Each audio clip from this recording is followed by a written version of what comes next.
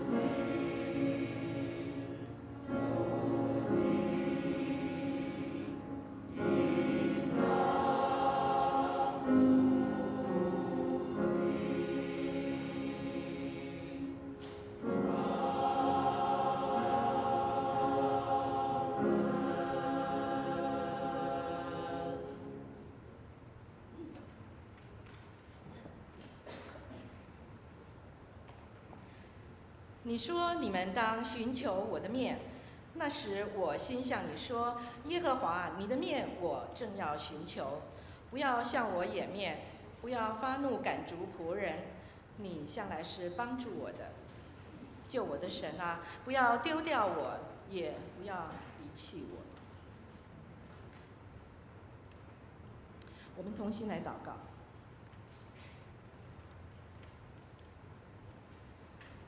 亲爱的天父，我们知道你是圣洁公义的神，我们所犯的罪，你必要惩罚，绝不轻忽和姑息。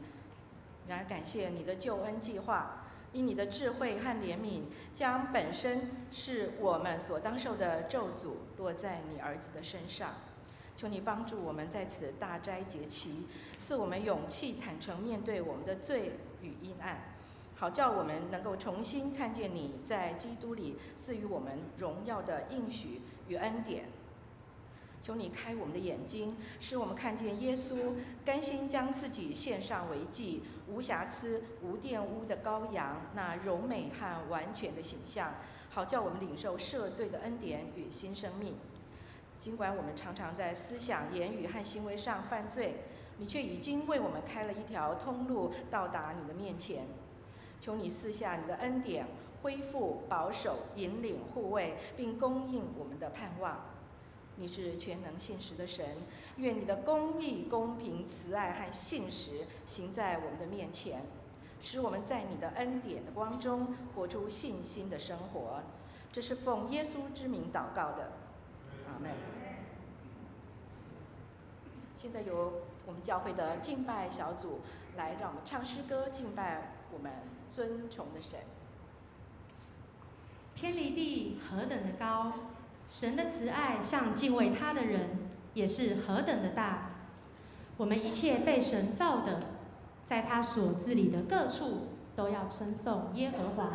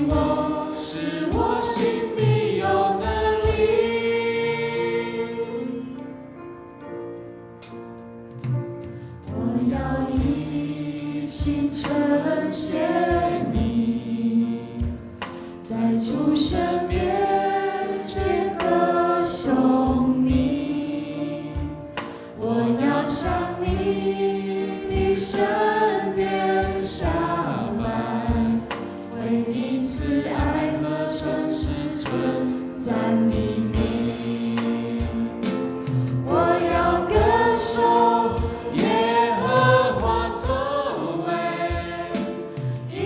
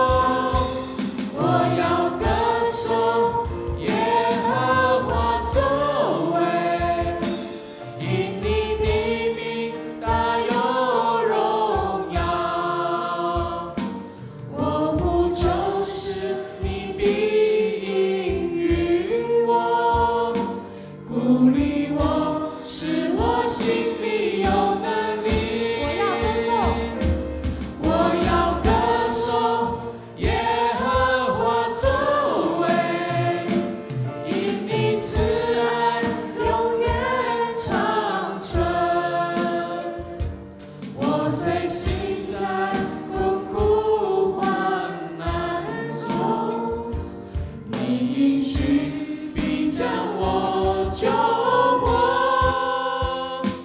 我要歌颂耶和华作为，因你的名大有荣耀。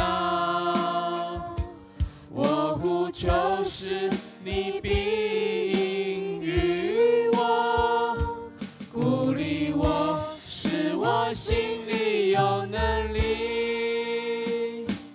我呼求时，你必应允我，鼓励我，使我心里有能力。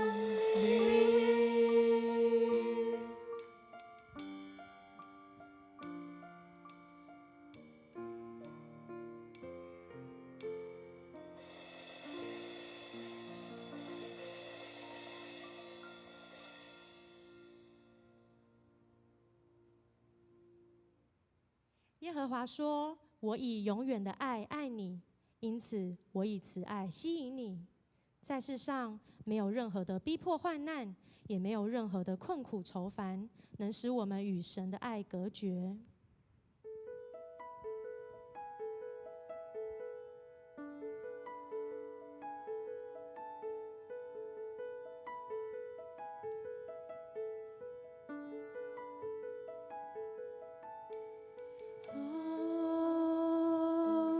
神伟大的爱，何其长阔高深，竟不吝惜他独生爱子，为我们众人舍了。神成唯一的人，谁能控告？谁能定他们的罪？神若帮助我们，谁能抵挡我们？谁能使我与神的爱隔绝？难道是患难吗？是困苦吗？是逼迫吗？是饥饿吗？是赤身露体、危险刀剑吗？无论是感触的，是抵触的，现在的事，将来的事，都不能叫我与神的爱隔绝。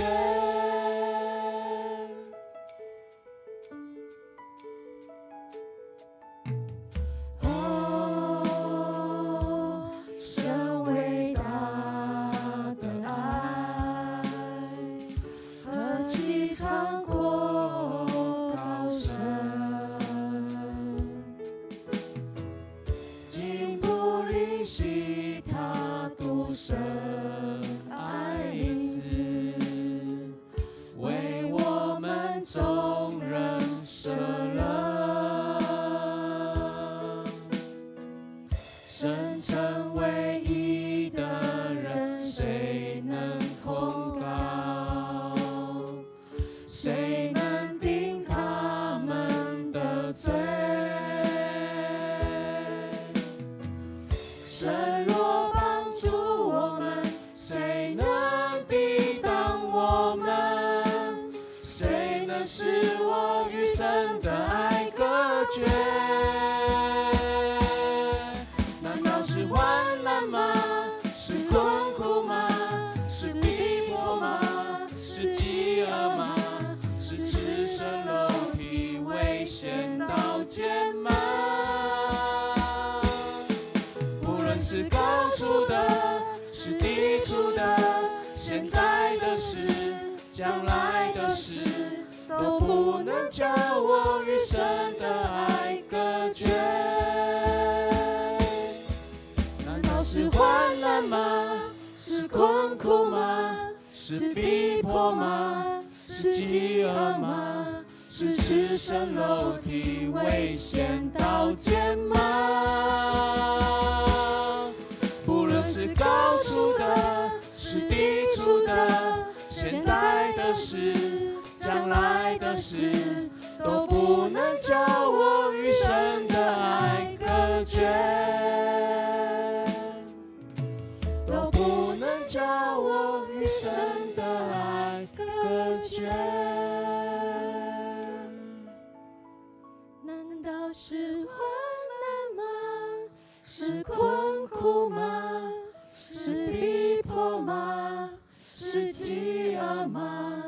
是赤身裸体危险刀剑吗？不论是高处的，是低处的，现在的事，将来的事，都不能叫我与神的爱隔绝，都不能叫我与神的爱隔绝。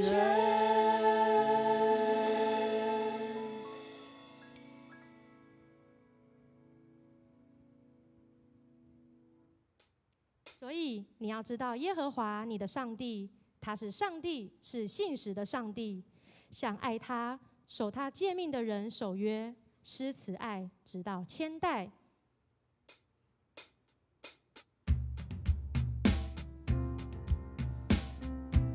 会众，我们一同站立。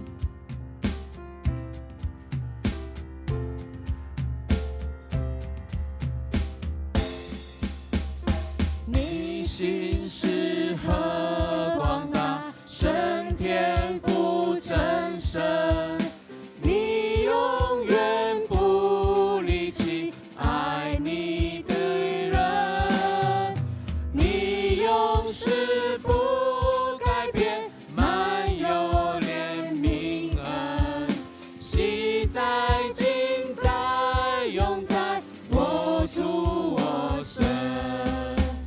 春夏秋冬循环，栽种又收成，日月星辰时刻循规运行，天地宇宙万物皆同作见证，述说我主心事，慈爱永恒。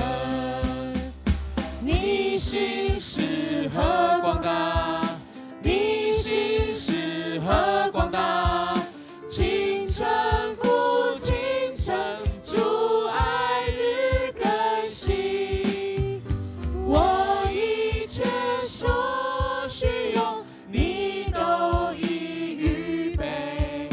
你心是何广大，现在我神，你赦免我罪愆，赐我永平安，你常与我歇息，安慰复原，日日加力更使我光明美谈，你配赐我恩惠，丰厚无限。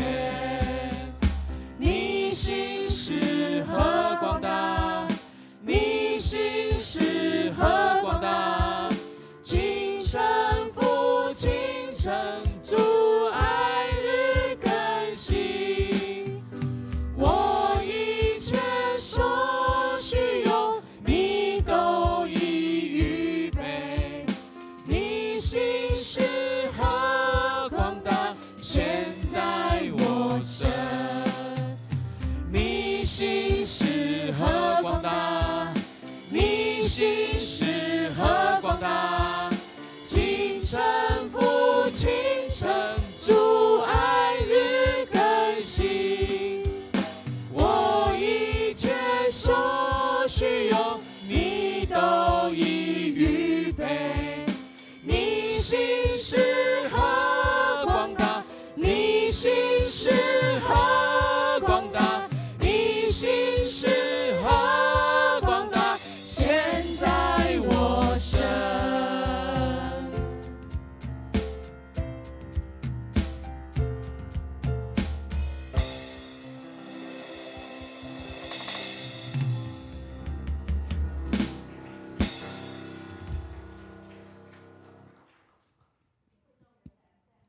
以使徒信经来做信仰的告白。我信上帝，全能的父，创造天地的主。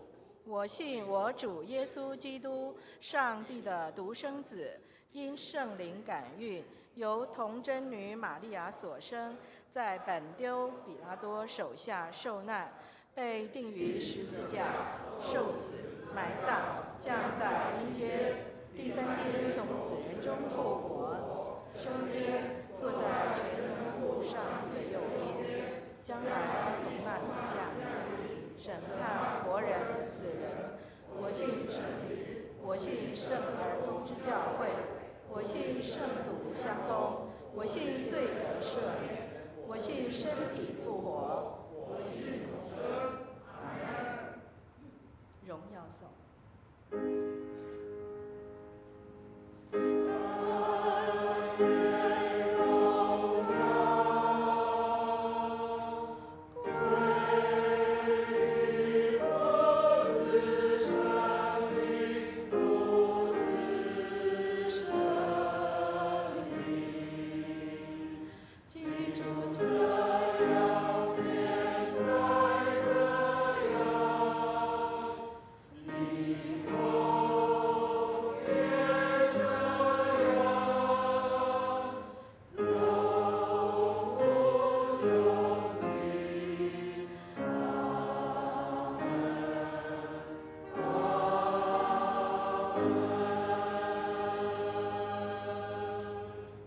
请坐。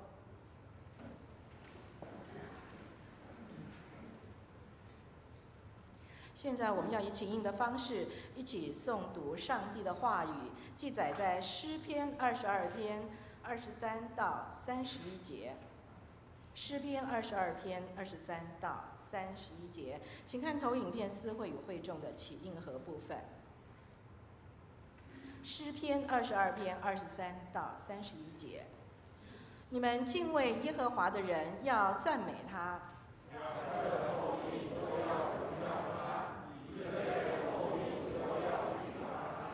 因为他没有藐视憎恶受苦的人，也没有向他掩面。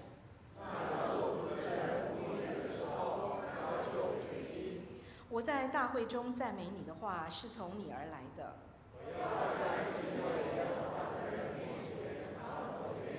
谦卑的人必吃得饱足，寻求耶和华的人。地的4极都要想念耶和华，并且归顺他。因为国权是耶和华的，地上一切丰肥的人必吃喝而敬拜。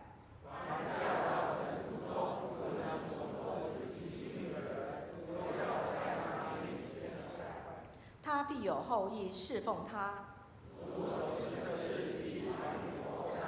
他们必来把他的公义传给将要生的民，言明这事是他所行的。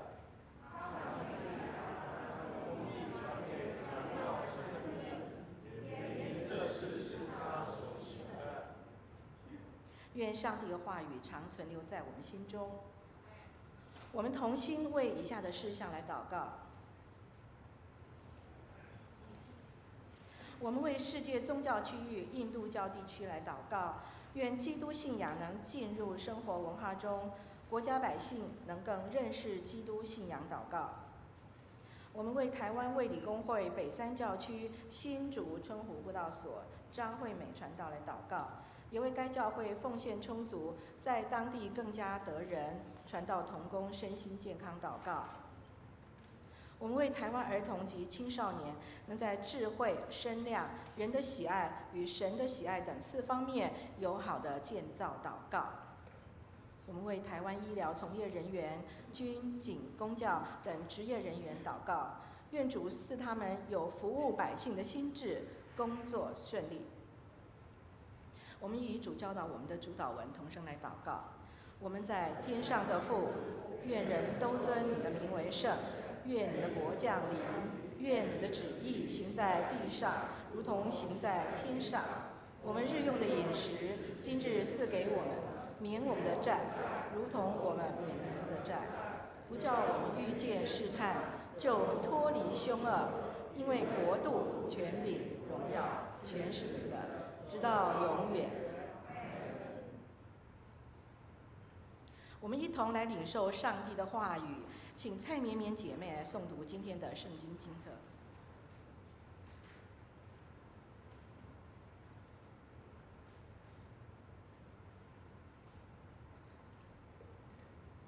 今天的经课在创世纪17章1到7节，还有15到16节，在教会圣经第13页，由我来为大家攻读。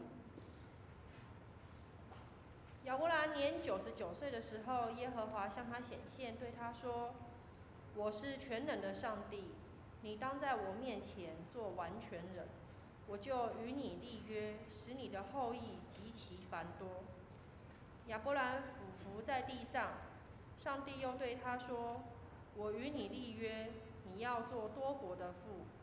从此以后，你的名不再叫亚伯兰，要叫亚伯拉罕，因为我已作立你做多国的父。我必使你的后裔极其繁多，国度从你而立，君王从你而出。我要与你并你世世代代的后裔坚立我的约，做永远的约，是要做你和你后裔的上帝。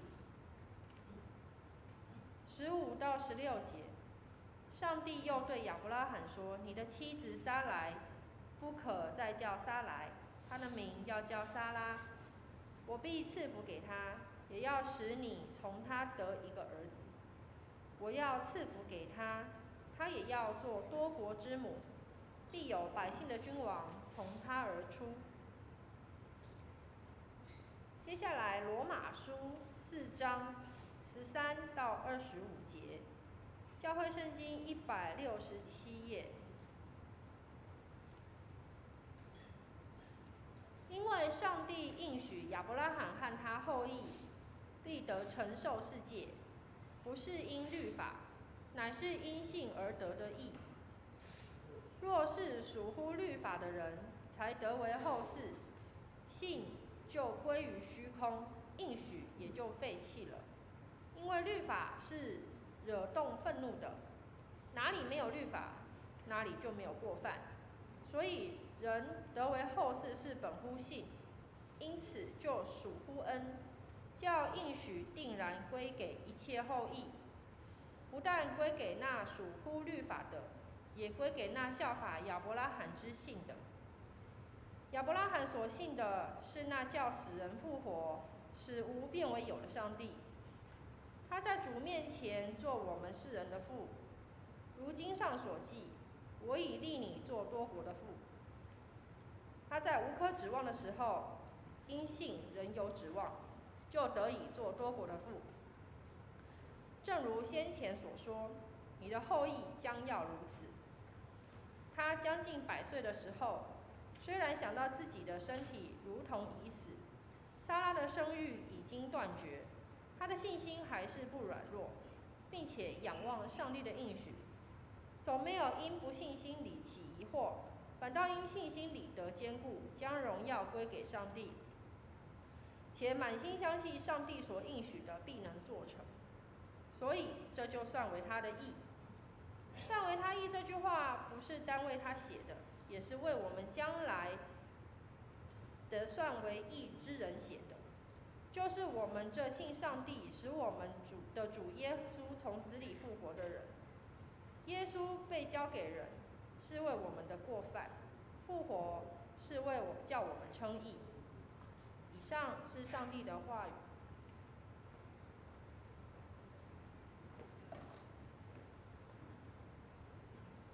请听上帝的话，记载在罗马书第5章第6到第10节。罗马书第5章6到10节。因我们还软弱的时候，基督就按所定的日期为罪人死。为一人死是少有的，为人人死或者有敢做的，唯有基督在我们还做罪人的时候为我们死。神的爱就在此向我们显明了。现在我们既靠着他的血称义，就更要借着他免去神的愤怒，因为我们做仇敌的时候，且借着神儿子的死得与神和好，既已和好，就更要因他的生得救了。诗班献诗，宝贵实价。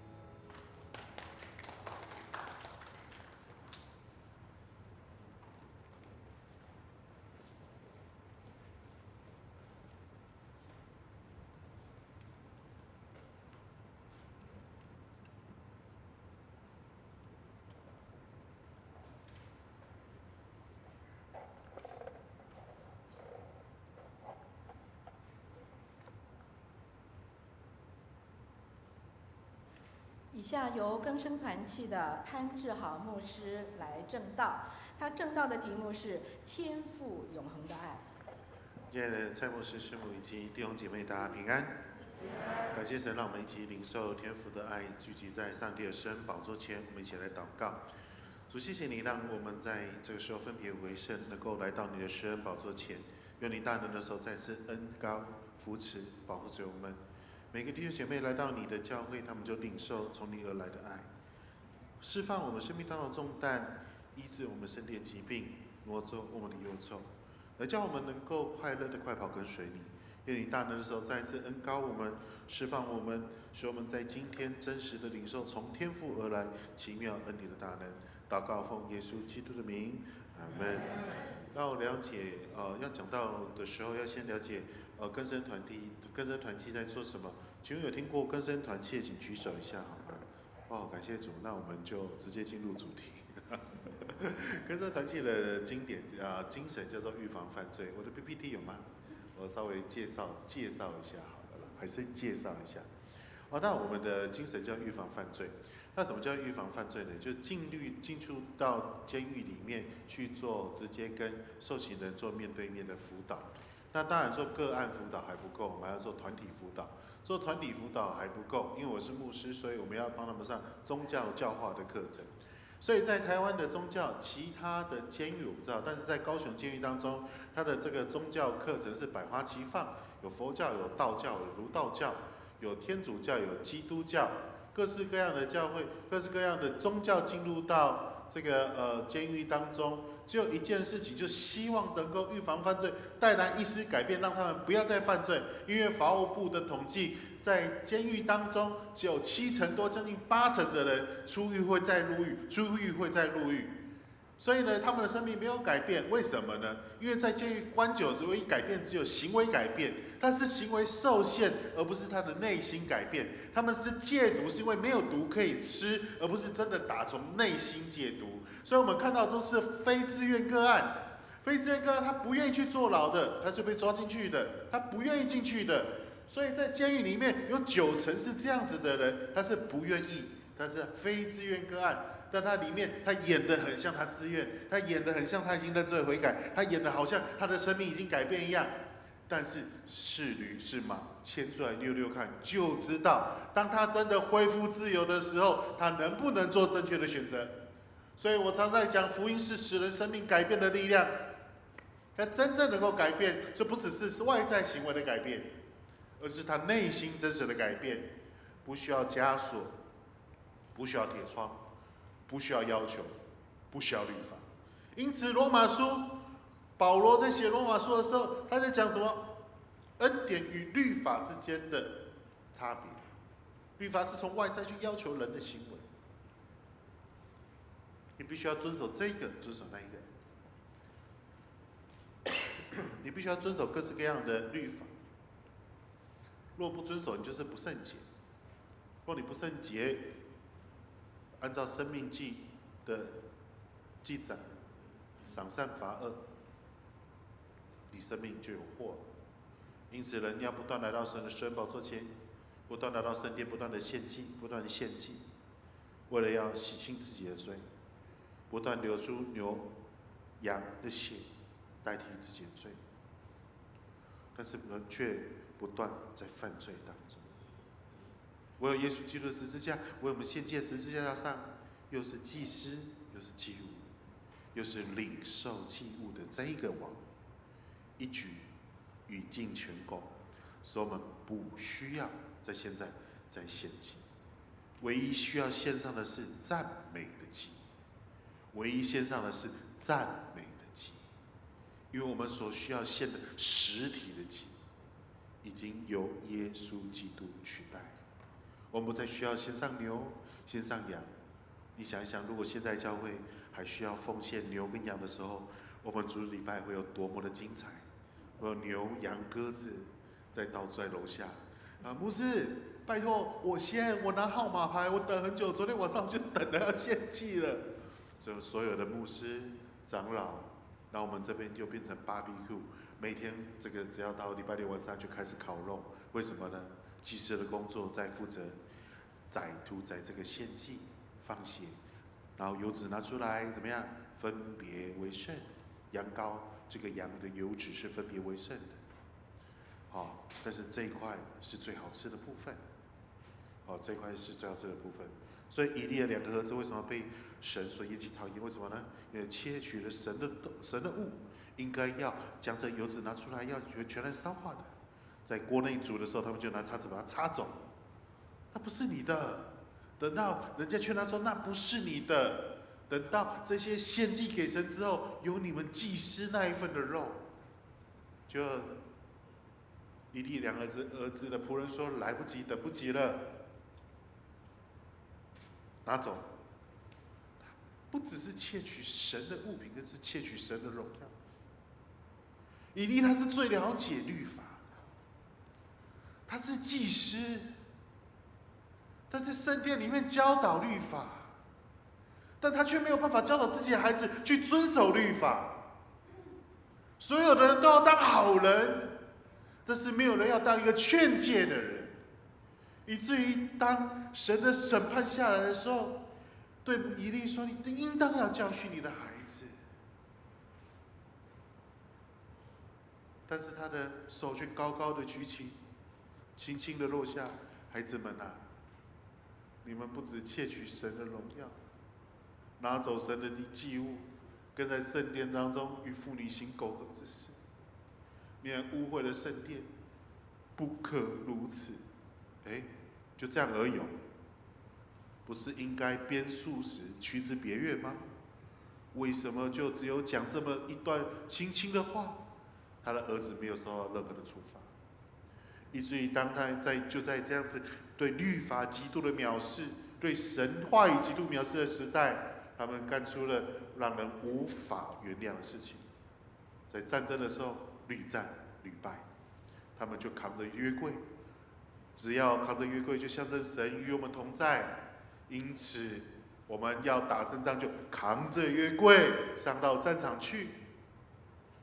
殊不知神不与他们同在，殊不知神不与他们同在，甚至不与他们可看见的约柜同在，因为没有人在乎神的话，因为没有人在乎神的律法，因为没有人在乎神的要求，因此他们打了败仗。以利的2个儿子战死，他的媳妇以利的媳妇听到之后，大声哭喊着：“以迦伯，以迦伯，以迦伯！”以迦伯的意思是，神竟何离弃了我。神不是离弃他们，而是离弃那一切轻看神律法、远离神律法、背弃神律法的这些人，不尊荣神律法的，打从心里看清神律法的这些人。我们就是不是也是这样子？活在恩典当中，我们太过于习惯了，以致我们滥用了神给我们的恩典。每个人都想当好人，不敢讲真话，不想讲真话，以至于所犯的这些伤，所做的这些罪，在以色列群体当中不断的发酵，被厌弃。在罪恶面前，约柜算得了什么呢？即便是神所罗门王所立的、所建的最荣美辉煌的圣殿，花费好几亿所立的圣殿，神照样要把它毁掉，因为他要的不是圣殿，他要的不是献祭，他要的是谦卑的认罪悔改，与神同行。做了一大堆的外在的仪式，但内心却没有得到医治跟洁净。那我们在做什么？在演了一场戏。过去当了10多年的牧师，我总结，我学习一件事情，叫做依靠恩典。我们要服侍，真的只能依靠神的恩典而已。要服侍，真的只能依靠神的恩典。路加福音第10章19节，耶稣基督要出来传道的时候，在会堂里面说的话。打开以赛亚书，瞎眼看见，瘸腿行走，有病的得医治，贫穷得富足，被捆锁的得到释放。报告神悦纳人的喜年，书本一关一盖，书本一卷，所有的人定睛看他。为什么定睛看他？为什么？为什么？因为还有一句话还没讲嘛，神报仇的日子嘛。耶和华喜年并不是真正的喜年啊，到神的喜年的时候是神公义审判报仇的日子。那耶稣说：“对不起，我来只负责前半段，后半段要到什么时候？启示录我驾着七彩云来的时候，那个时候才是我审判的日子。”所以大家看到他，哇，原来这个是耶稣要做的事情，这个叫做恩典。天父的爱，中间一句话就是恩典。我每天在监狱当中遇到许许多多你们在社会新闻当中看到的，酒驾撞死人的，杀人家全家的，强暴的，放火的，抢劫的，诈欺的，掳人勒索的，各式各样的罪。我们可能只有看到新闻报道，3分钟走过去，1分钟停下来骂一下，然后回去继续过我们的生活。但是，对我在监狱当中，我沉浸在他们的故事当中，不是只有3分钟的新闻，不是只有记者报道，不是只有手机里面的文字，而是这一个加害者活生生坐在我面前。他叙述了他怎么样深夜回家，怎么样去尾随这女学生，怎么样捆绑她，怎么样把她勒毙。他告诉我他怎么样去驾车去冲撞仇家的店铺，瞄准他怎么样去冲撞，加速到多少。他告诉我枪藏在哪里，他告诉我怎么样去清枪，带了几支枪，预备好1支卡弹，另外1支左轮的不卡弹。他们告诉我他怎么样被虐打、被施虐、被打断手脚之后，他怎么样回去拿铁条，准备回去把同样的事情报复在仇家的身上。很多时候痛苦太过于真实，让我走出监狱的时候，我会怀疑我现在到底是真的还是假的。唯一让我能够恢复属灵温暖呼吸，就是来到教会当中。我很喜欢在监狱讲道，因为我在传福音的时候，他们不能动、不能走、不能跑，他们一定要听我把话讲完。我更喜欢在监狱里面讲话，因为他们是非自愿个案，你们是自愿个案啊，你们不是被我逼着来的，你们是自己来到神施恩宝座前。2009年毕业的时候，配到乡下教会去，教会有个非常大的铁门。我的学习的第一件功课是每天早上清晨的时候去把这个大铁门推开来，铁门非常的重啊，我自己一个要花很大的力气把它推开来，是一个轨道式的大铁门，我自己要去把它推开来。牧师为什么不装电动呢？因为那一间教会长期淹水，只要是电动一定被浸坏掉。牧师那为什么不做一点，就是说换一下，不要那么重？因为它长期淹水，所以它的门跟铁轨都变形。你怎么换，它怎么淹，它就这样子，没有办法改变。每天早上我去开门的时候，我都想一件事：为什么你们要来教会聚会？怎么了？这里有什么东西吸引你们来吗？刚去牧会的时候，会友只有10多个、17个会友，现金57块，负债好几百万。一个传道人刚毕业，什么都不懂，什么都不懂。神学院的长老教会神学院教我们叫神学批判，本土神学，台湾独立万岁。但是面对人真实的痛苦，我们无能为力，我必须这样承认。教会的荒废，无能为力；亏空公款，无能为力；贪赃枉法，无能为力；婚外情，无能为力。我们只能讲道、祷告、读经，好像是拿苍蝇拍去打一只哥吉拉一样，一点能力都没有。你有经历过赶鬼被鬼取笑的事情吗？经历过被鬼附，一个越南的新娘被鬼附，体重剩下29公斤，没有办法吃东西。我很饿，我很饿，传道我真的好饿，我好想吃东西。把它吃到嘴巴，它要吞进去的时候，噗，吐出来了。是厌食症吗？医生检查没有问题。他输液，连那个打那个营养针进去，他也会吐出来。没有看过有这样敏感体质的，不可能。打什么到身体里面，吐什么，吃什么，吐什么。但是他睡不着，力大无穷，口出亵渎的话。在村庄因为全身脱光光，拿起大石头，左手大石头，右手菜刀，追着他先生砍，边跑边嘿嘿嘿，跑过庙的时候，庙把门关起来，然后都打开一个小窗户，少年呢，少年呢，嘿，怎么了？你下岗哦？我已经忘记我是传道人的身份了。他问我说：“你下岗哦？”我说：“对啊。”嘿哦，这危险，嘿不是下岗甲警察来处理的代志，你紧走。为什么？他被鬼附身，体重剩29公斤，就跑到人家提供楼那边，把人家提供楼倒卡讲，这已经无神啦。跑到人家神桌上面，把神的偶像踢下来，说：“这已经无神啦，我赶走去啊啦，嘿嘿。”然后我刚毕业的牧师，一个传道，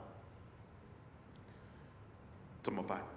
我脑袋装了一大堆的神学知识，解放神学、本土神学、摩特曼的神学，然后呢，什么都不会做。打电话问神学老师：“老师，不好意思，学生志豪，现在遇到一个问题，想要请教你一下。”“哎，你好，你好，请说。”“我遇到被鬼附的个案，我应该怎么办会比较好？”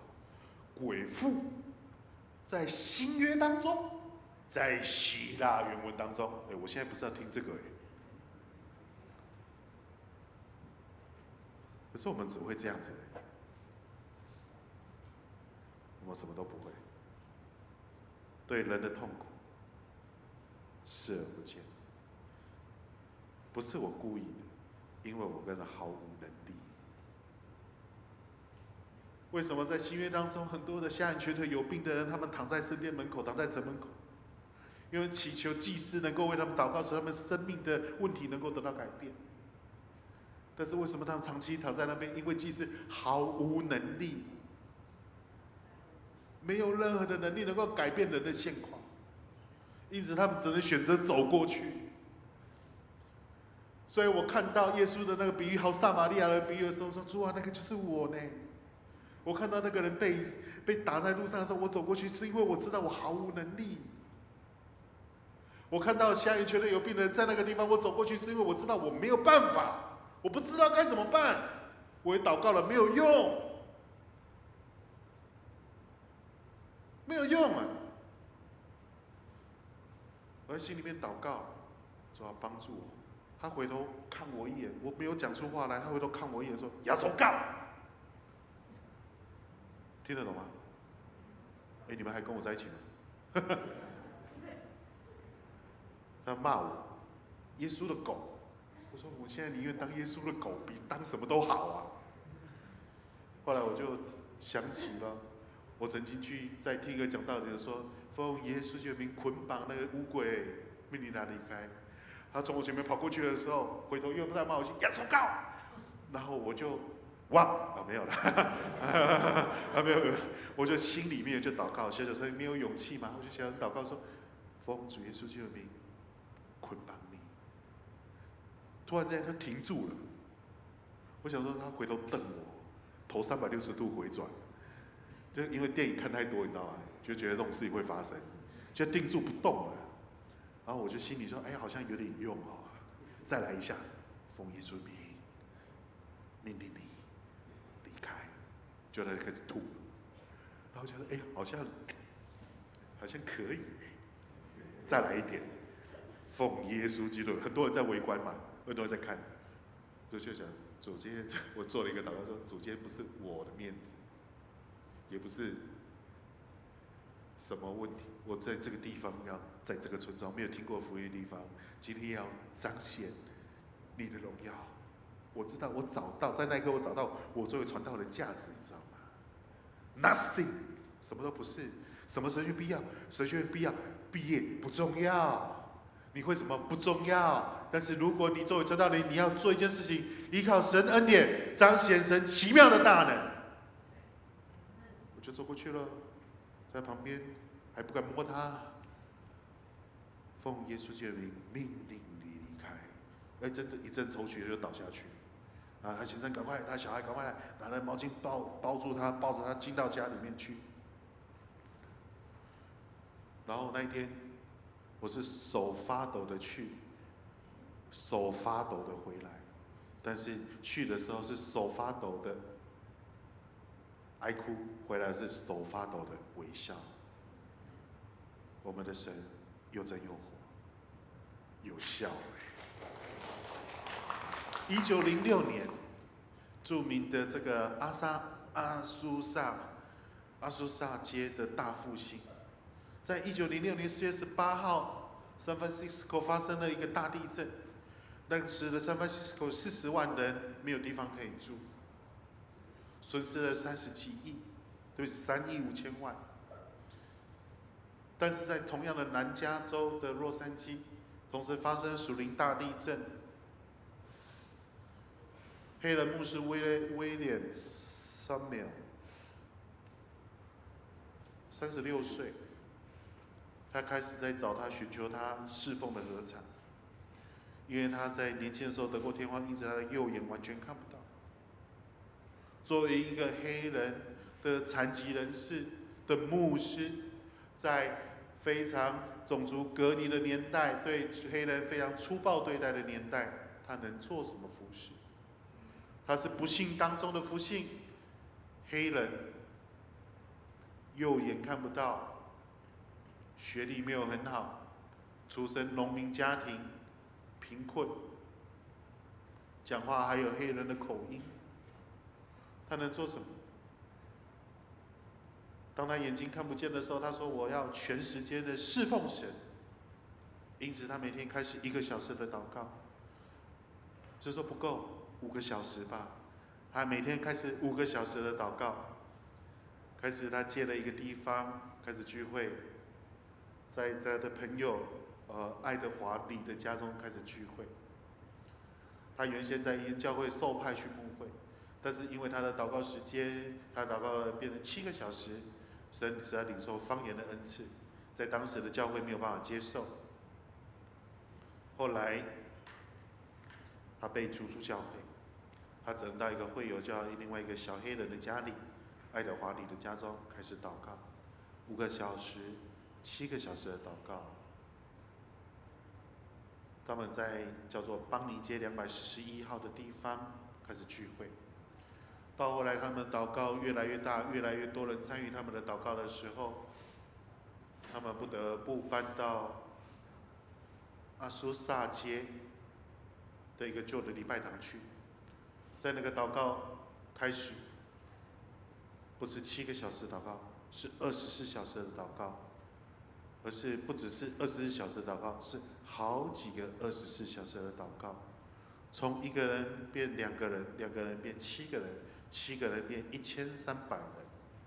他祷告所带出来的结果是，不只是无法停息的祷告，就像我们去年2023年 Osbury 的这个 University 的复兴一样，无法停止的祷告，无法停止的敬拜。它不只是个人生命的复兴跟改变，它更带动整个社会的复兴跟改变。在1906年这样子的属灵大地震的时候，关了许多的酒吧，关了许多的监狱，关了许多的这个色情行业，甚至连监狱清空，连典狱长都信耶稣。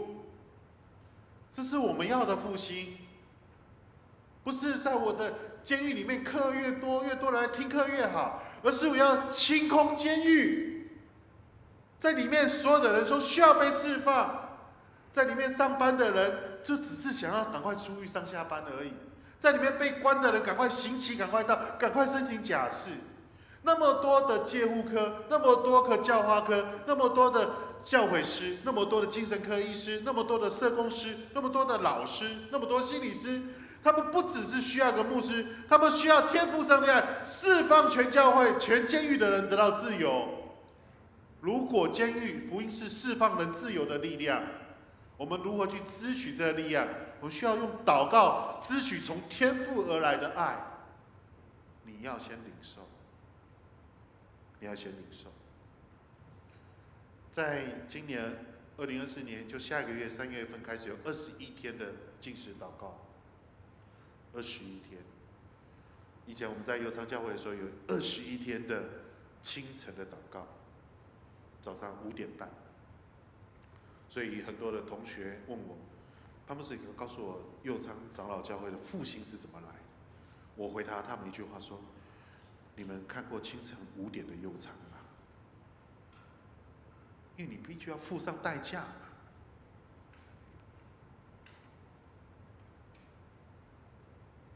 If you do nothing, nothing to change。你什么都不做，不可以有什么东西改变的，什么都不会改变。我们必须要付上代价。禁食祷告不是说我必须用这个东西跟神换我所祷告的事情。禁食祷告是我要付上我的代价。当我开始对神认真，神开始对我的事情认真。所以很多就有一些受刑人，他问我说：“牧师，我也认罪悔改了，我究竟是罪人还是义人？”你们都知道标准答案吗？在神眼中是义人，在人眼中是罪人吗？那我什么时候才会真实得到释放？当你觉得你在这边是理所当然应该被关到死的时候，你才会得到释放。神不是慈爱的，当然神是慈爱，但他也是一个要教你学习为你自己的行为负责任的上帝。他不断的生气，不断的愤怒，不断的自杀，不断的控告，不断的生气。只是我对他说：当你认为你自己在这边应该被关到死的时候，你才能够得到自由，因为你必须为自己行为负责，这个才叫真正的认罪悔改。于是他安静下来，他开始祷告。遇到其他狱友的挑衅，他说：“牧师，我告诉你，我一件得胜的事情。我说怎么了？我遇到挑衅的时候，我就用主祷文来祷告，一次又一次，一次又一次，一次又一次。他拿水泼我，拿他的这个脏袜子在我头上挥啊挥，挥啊挥。我一次又一次的祷告，越祷告越大声。我们在天上的父，远来的这里，我在愿灵国降临。结果怎么样？他一次又一次，他最后很过分的是，他抓起我的头发，然后拿那个厕所的水抹在我的嘴巴里面。我说：“那你怎么样？你怎么还手了吗？”他说：“不，牧师，我从主祷文祷告变成方言祷告。”结果他被我吓一跳，说：“笑欸！”但他从此不再找我麻烦。他把手松开，他说：“哇，这个人不一样啊！牧师，我没有还手，我是不是得胜？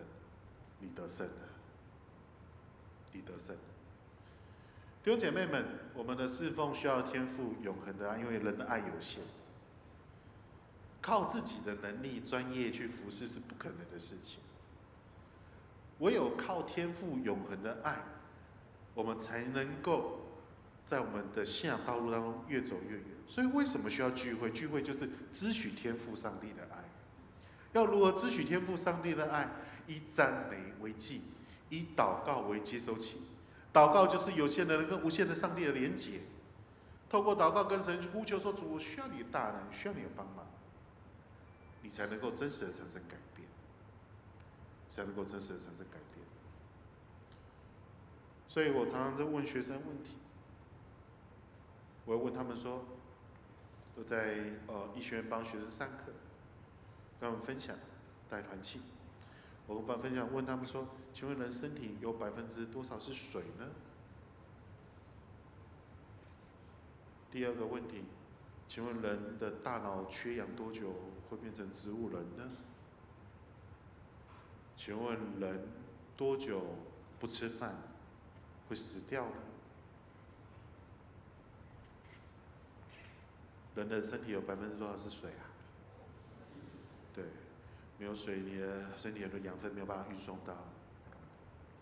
但你身体当中，水在我们身体当中很重要嘛？但是我就要问，耶稣在你的生命当中占多少？如果人祷告没有多久没有呼吸，会脑死啊？多久？猜一下嘛。3分钟。对，3分钟刚好是泡面的时间。你们可以用 Google 来查一下，关键词：脑死、缺氧。好，给你们3分钟查。多久啊？多久？快点，不要客气啊！有没有医护人员在当中？有没有？有吗？就有一次又问了，有没有医护人员在当中？有啊，我是医生。多久会来？我泌尿科的呢。不是他专业，你没有特别去记嘛，不是所有都懂。多久啊？4分钟啊，10分钟。可是你让你祷告没有多久，祷告的时候你会脑死。祷告是呼吸嘛，脑死就是靠仪器嘛，就变行尸走肉一样。多久不吃饭？人多久可以不吃饭？多久？耶稣的极限是40天嘛，对不对？但是如果你多久不读经，你会变成行尸走肉。既然我们都知道这些很重要，但是为什么我们都做不到？去更深，让我学习一件非常重要的事情，就是依靠神的恩典来服侍，支取天父上帝的爱来服侍，支取天父上帝的爱来服侍，而且是落实在真正看得到、摸得到这些人家所说可恶的人的身上。所以在更生团契，我们有3个服事。第一个，监狱里面的服事，除了我们的所谓各辅、团辅、新生命班、恩典班以外，墙外施工是我们天使树计划。你们有接收到、有收过我们的请托？拜托你们在圣诞节的时候去关怀受刑人的孩子吗？有吗？没有吗？今年寄一份给你们好不好？谢谢你们。我们会在监狱里面统计说，如果在圣诞节需要你的孩子收到一些小礼物，我们会拜托教会的弟兄姐妹送礼物去你家给你的孩子，这叫我们天使树计划。第3个叫做我们的香柏树计划，是要关怀我们的受刑人的父母亲。桑树计划就是做修复式正义，关心受刑人对受害人，帮他们能够与受刑人达成和解，医治他们的内心。然后呢，我们还有全台湾、全高雄的会客室，就是去会客的这些家属，都是由我们更生团契的志工来负责。所以，请你们一定为我们祷告，因为我知道蔡牧师问我说，为什么你们的这个异动率那么高？第一个，因为它是一个很没有成就感的工作，你很难看到人生命改变。因为在里面都是充满着这些自我中心、反社会型人格的人非常非常讨厌。我必须讲实话，有时候我非常非常讨厌他们。第二个，这个工作这样比起来，没啥钱，你知道不？没扣扣啦听得懂了哈。第3个就是说，他实在是很难。大家对于关心受刑人这一块，其实大家都会有点介意啦所以我就真的觉得说，不论是在教会端，或者是在我们这一端进入到教会的，都需要弟兄姐妹的祷告。所以帮助我们进到监狱里面，我们是真的能够去跟他面对面，去辅导他们，为他们祷告。所以我很喜欢带领他们做觉知祷告。我都要重复。我就说新生命班，我有2个要求。第一个不违规，就是不要在里面做一些奇怪的事情，刺青、卖烟、卖毒，或者是里面没有卖毒，对不起，卖一些违禁品，或者是说打架，不要违规。新生命班不违规，不回监，就是出去之后不回来，我每次要讲说，我新生命班为什么叫新生命？因为有旧的生命，旧的生命会有3个拉扯：撒旦、魔鬼、撒旦、世界跟老我的拉扯。你一个人没有办法对抗3个，所以你需要我们新生命班的帮忙，你需要圣父、圣子的帮忙。圣灵的帮忙，你才能够对抗老的生命，你就不会再回到监狱当中。新生命班最基本要求：不违规、不回监，能不能做到？能。我说不能说能，在新生命班要说阿门，阿门哦，所以他们都很能说阿门。所以我说，所以牧师说对不对的时候，你们不能说对，你们要说阿门。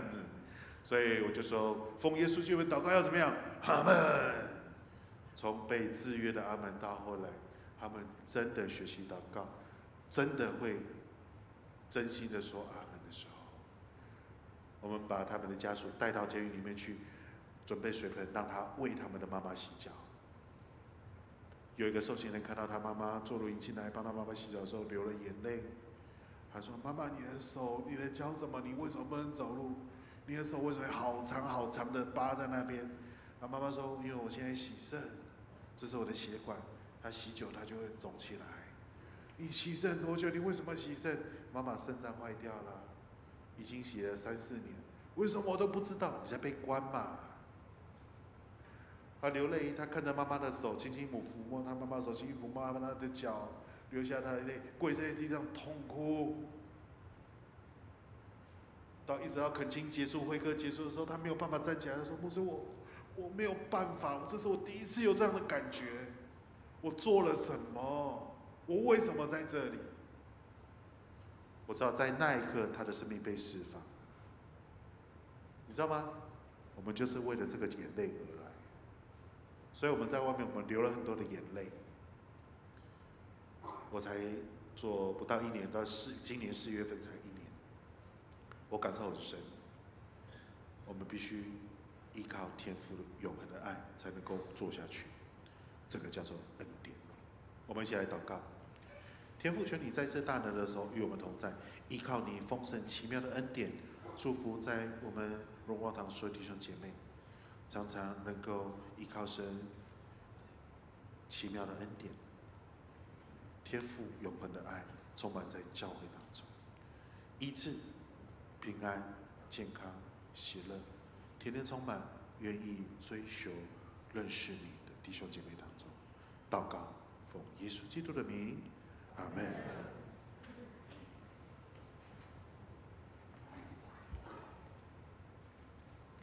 我们谢谢潘牧师，为我们所做的正道。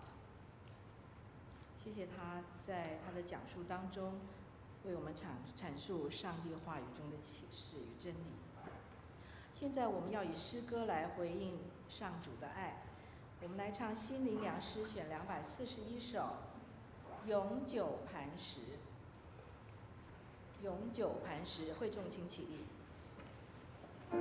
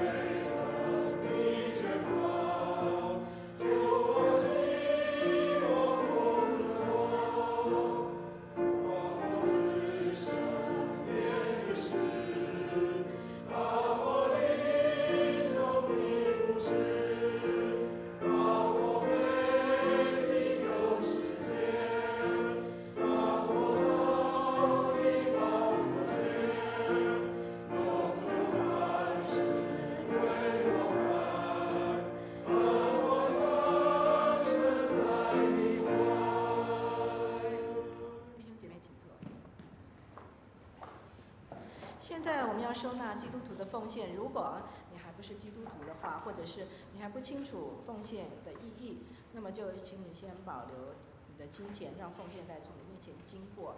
那我们今天的周报里面附有更生团契的特别的奉献袋，如果弟兄姐妹要为他们奉献的话，请你将奉献的金钱放在那个袋子里面。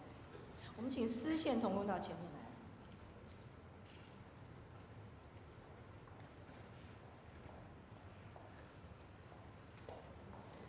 让我们以感恩的心回应上帝的爱，我们一起来祷告。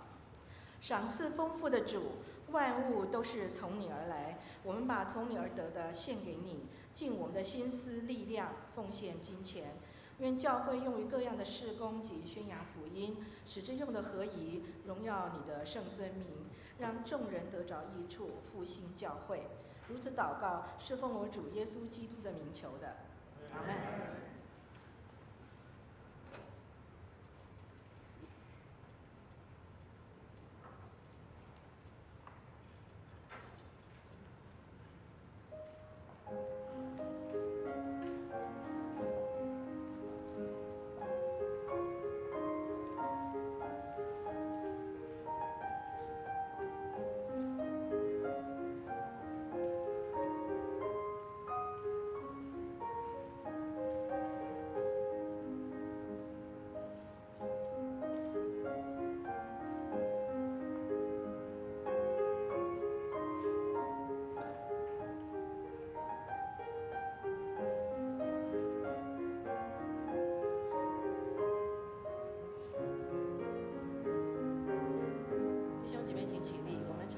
向主献成歌。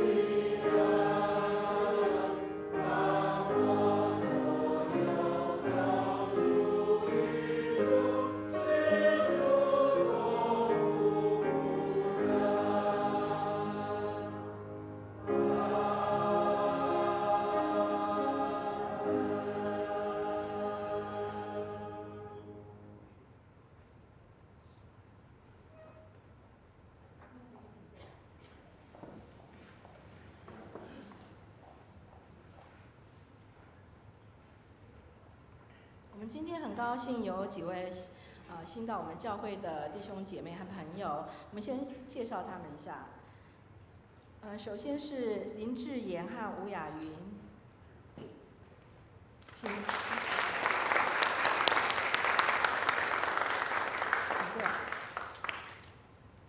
还有周恩轩和曾成，很抱歉我没有称呼你们。另外一位呢，他非常的贴心，他把名字注音了。虽然我是中文系，他这两个字，他的名字我不会念了。谢谢他很贴心给我们注明。蔡松宪，谢谢。您旁边这一位没有写名字。哦，好，谢谢你们，一次欢迎，永远欢迎。那我们现在来唱，我们都是一家人。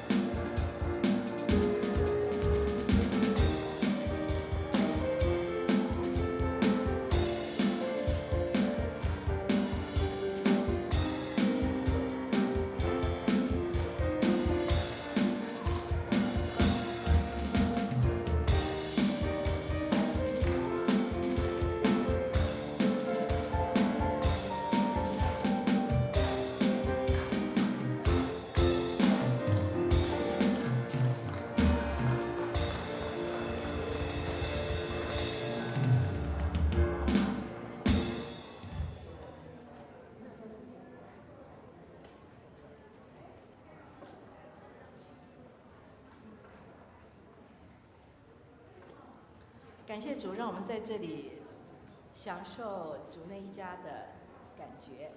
现在我来报告教会的消息。本周为大斋期的第2主日，请弟兄姐妹们能够预备心，为了在大斋期中祭奠基督受苦与患难来祷告。今天呢，我们谢谢更生团契的潘志豪牧师前来本堂分享机构的事工，愿上帝纪念潘牧师与同工们的服事。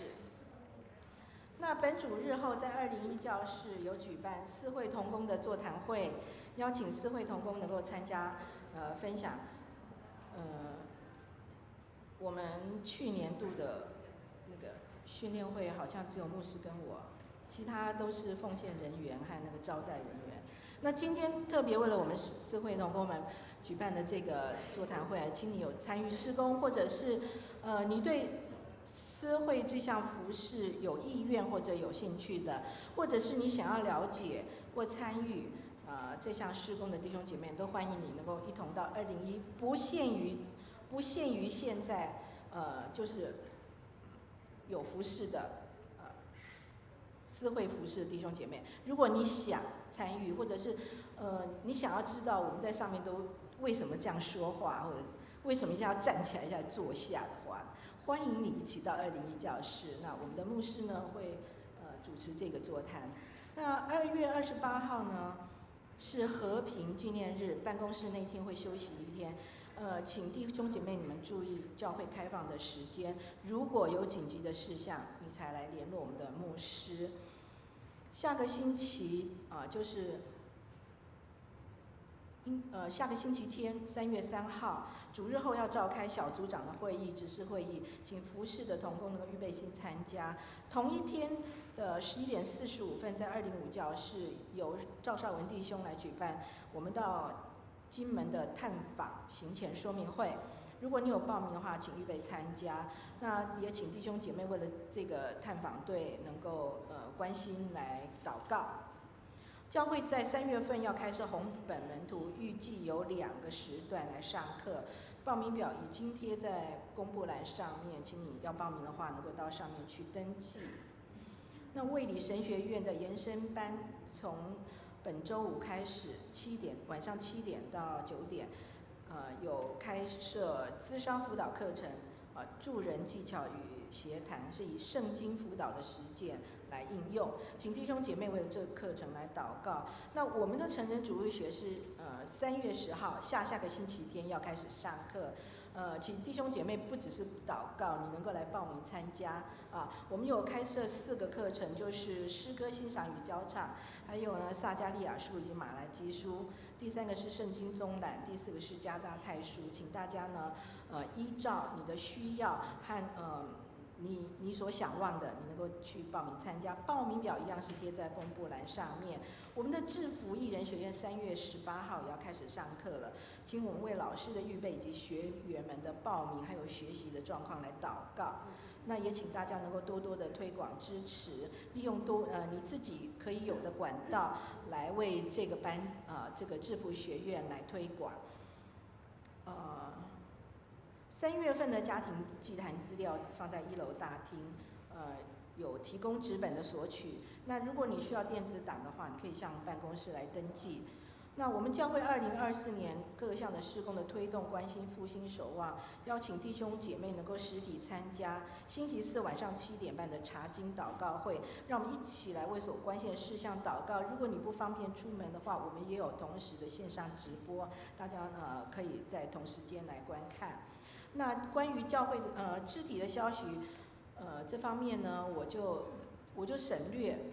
还有我们教会下星期的服事人员表以及上周出席率还有奉献的征信，也请大家自行参阅。有问题的话呢，你就跟办公室来提出。请问牧师。弟兄姐妹，牧师这边做一些的简单的补充。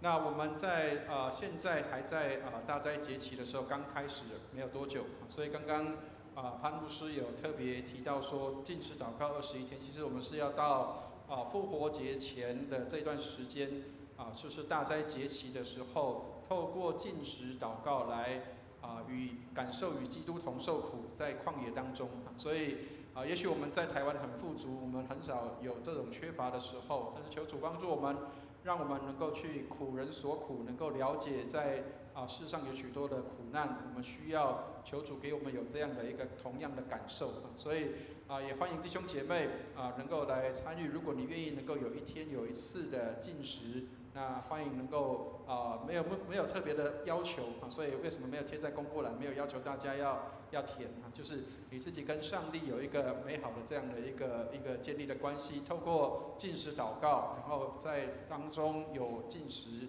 也有祷告的时间，让我们能够关心一些受苦当中的弟兄姐妹。那特别刚刚潘牧师也有提到，在监狱当中的一些的侍奉跟事工，当然我们不一定会进到监狱里面，但是我们可以去帮助那些在心灵受捆绑的人所以请弟兄姐妹欢迎大家，也邀请大家能够报名我们的这个圣经辅导的课程。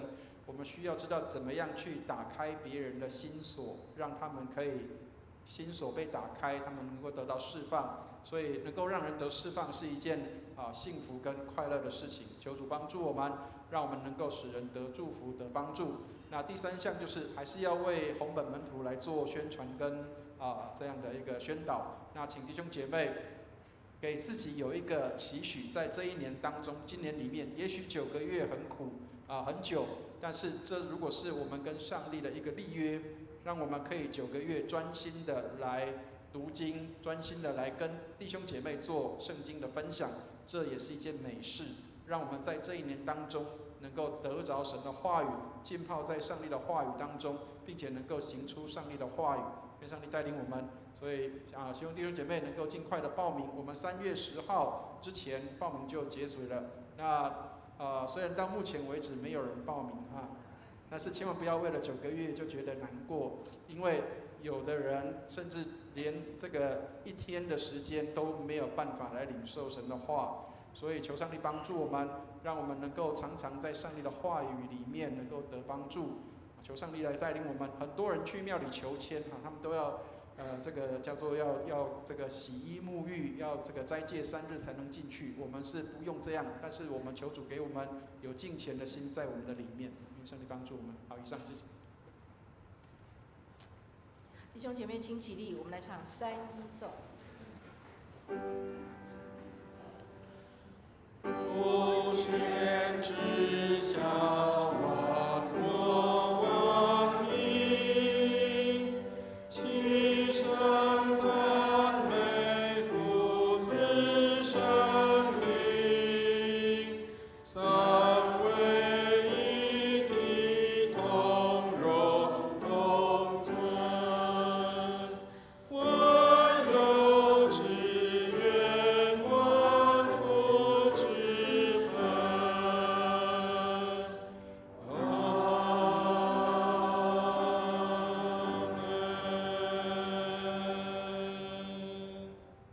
请牧师为大家祝福。弟兄姐妹，我们一起来领受祝福。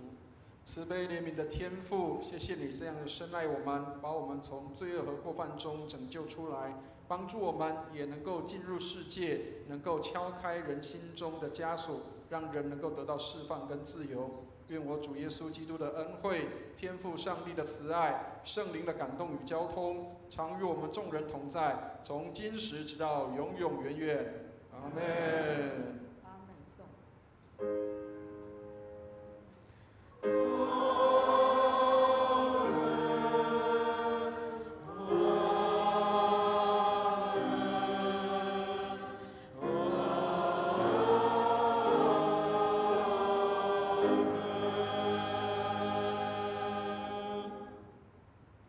请坐。有病痛、忧伤的弟兄姐妹，欢迎在会后到台前来，牧师要为你祷告。